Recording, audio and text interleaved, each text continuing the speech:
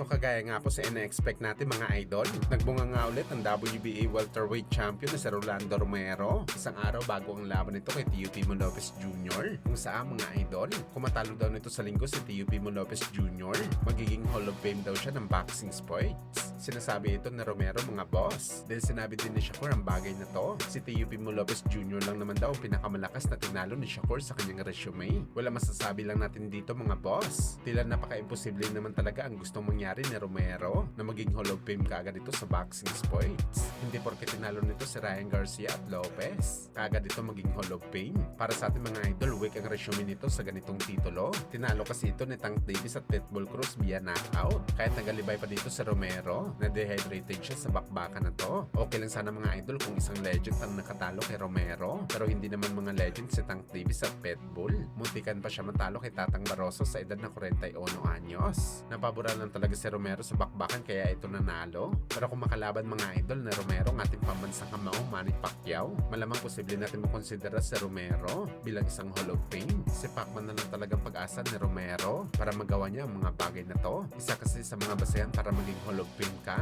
kung makatalo ka ng isang legend o nakalaban ka ng isang tunay na malakas na fighter. What? Oh, wait, who's in the Hall of Fame? Shakur Stevenson? They're gonna say he's a Hall of Famer? Who has Shakur?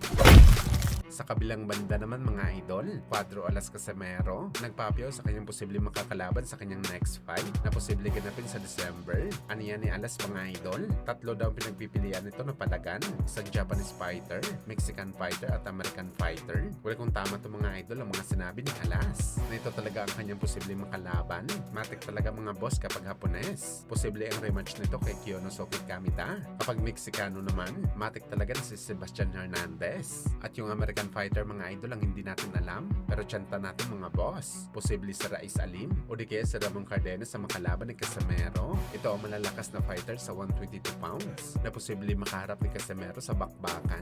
Kaya abangan natin ito mga boss. Sana walang tune-up fight na para sa angas ng Pinas. Mas maganda makalaban talaga ito sa eliminator fight para sa 2027. Sasabak na ito sa world title fight sa 122 o di kaya sa 126 pounds man. Sa kabilang banda naman mga idol, nag-viral naman po sa social media ang ginawa ng Pinay tennis superstar na si Alex Ayala, kung saan mga idol, imbis na siya ang pinapayungan ng helper, siya mismo ang kumuha ng payong at pumayong sa batang helper. Kaya inulan ng papuri dito ang Pinay tennis superstar sa kanyang ginawa. Sana daw mga boss, ganito kabait ang lahat ng mga tennis player kagaya ni Alex. Hindi lang daw ito magaling mga idol sa larong tennis, meron daw ito malasakit sa kapwa.